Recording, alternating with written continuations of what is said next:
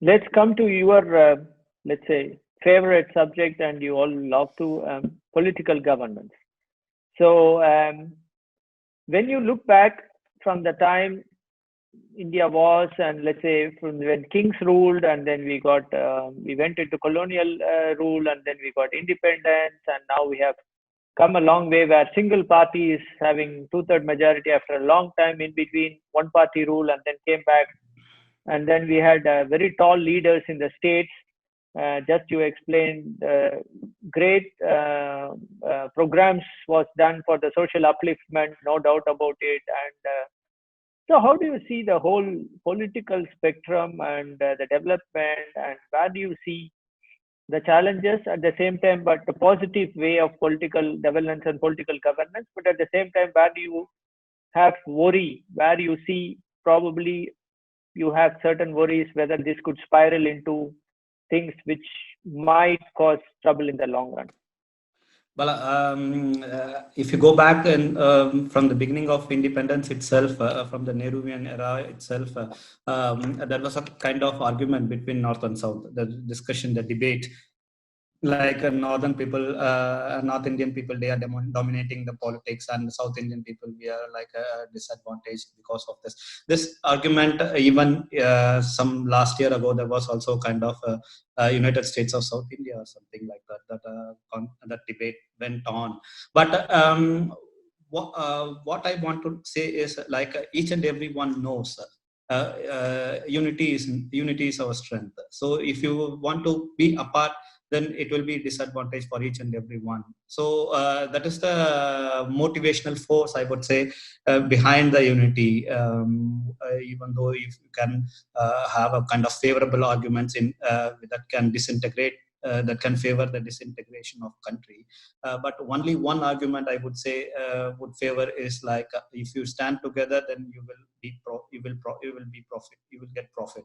Otherwise, you will be perished. So that is the motivational thing, and that thing. That's why whenever there was a debate, it was like it moved away from this thing. So we had a South Indian Prime Minister also. We had a Punjabi Prime Minister also. So this is the democracy, this evolving democracy, the evolving nature of our democracy itself is an example that all peoples are given equal opportunity. Like as I said, the National Front government, you have seen DMK government, DMK party was also there, and Lalu Prasad's party was also there. So it was a kind of a group of regional representatives who ruled that country around that time. So they always discussed together, and they took decisions on that basis. So India would like to have a kind of healthy democracy like that, which I would say, because instead of relying on a single party or a single leader, it would be always in the goodwill of the country to have a kind of federal structure, where we have representatives from all over the region who can contribute towards the growth of the country and the development of the country. So I always favor kind of a constitutionalism, which favors, which has a representation from all the regions, so that people are ensured that their voices also heard. And the government also moving in a good direction. I mean, towards a direction of growth. So this is my opinion, of course. But as you said, that majority, two-third majority is also a kind of a good sign for a democracy. If you argue in that way, to say like a reforms. So it is easy to have a kind of constitutional reforms and constitutional amendments in the parliament if you have a two-third majority. But at the same time, concentration of power is also not good for a democratic country. So if you have a kind of concentration of powers with a single party, with absolute majority, then it will tilt democracy towards the favor of that strong party or the strong idealism. So Right. there is a danger in that too. Okay, fine.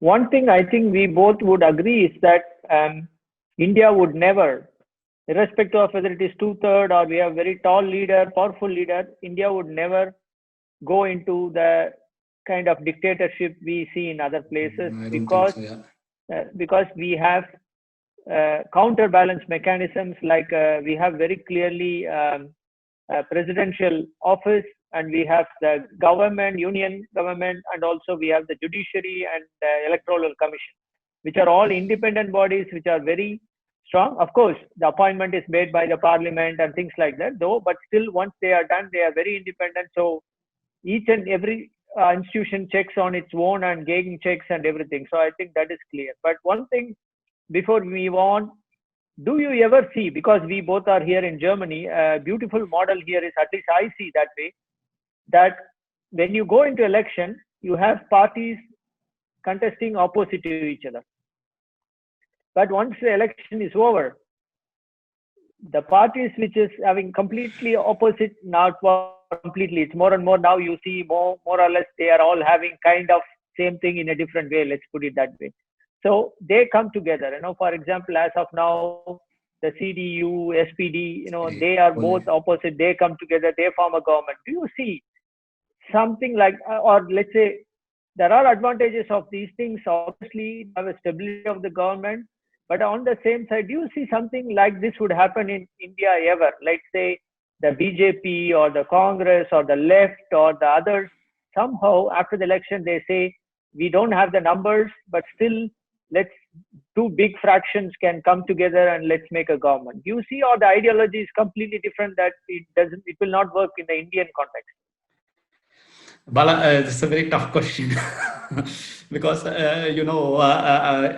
like from our state itself, if you see that thing, Yeah, sure. would you ever think about a coalition between DMK and ADMK?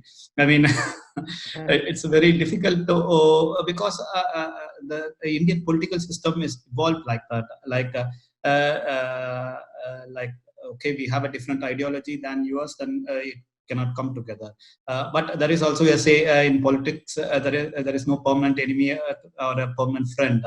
But we have seen some examples. The recent example being Shiv Sena government being supported by NCP and Congress. If you see that some 20 years ago when Bal Thackeray was there, can you imagine this kind of support of Congress for Shiv Sena? No. So we have that, and even Congress supported Chandrasekhar's government in the 1990s, if you remember. Of course, they walked out after that, and there was a new fresh elections announced. But still, Congress supported Chandrasekhar's government, even though it was a majority and it was against their ideology. So there were examples of that. Case like in Germany, like CDU and SPD, or even CDU with Greens coalition. But what I observed all these years is like this ideological difference that is rooted till grassroots level. I mean, till to the grassroots level, this ideological difference you can see. Like you might have seen many clashes between the party workers in rural areas or in urban areas. Hey, he has torn my leader's poster, or he has removed my leader's cutout or something like that. So that ideological difference you can see till the grassroots level, and it is very difficult to convince the leaders to come together to work for the development of the nation, because each and every party has its own agenda of development in that state, to say, for example. So they don't want to collide with those things. And there is also, of course, a kind of fear among the politicians. If I come together with that party, if I have a coalition with that party, they will take the credit of the development, for example. We will both together plan a scheme, and if it goes success, he will take the credit, or I will be sided out because he will take the credit, or something like that. So there is a kind of ego issues also there, and of course our patriarchal nature of the society, it doesn't allow.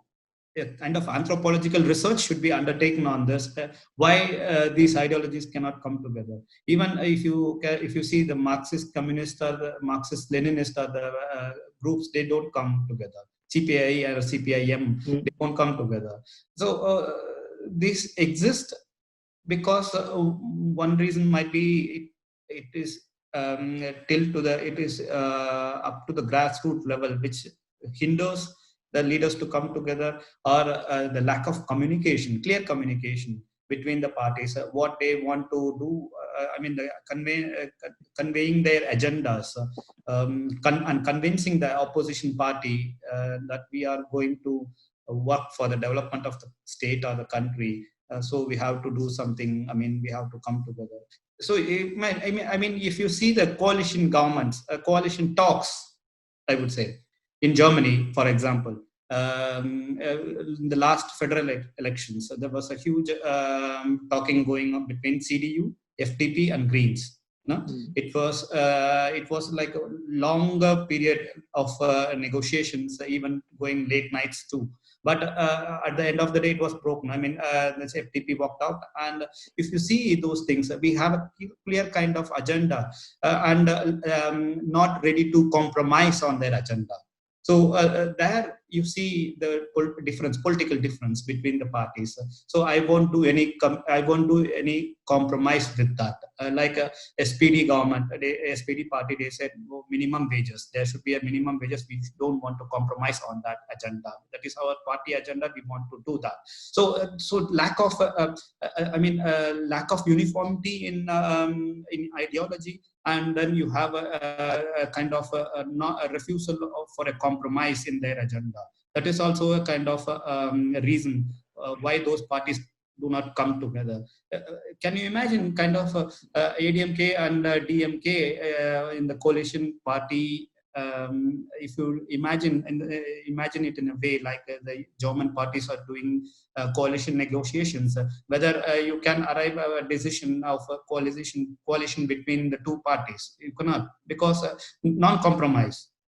And then non-convince, you cannot convince, the other party cannot convince the other one, another one to accept their agenda. So it is the basic level itself, the difference in ideology that prevents the other party to enter into a coalition. Right. So beautifully said.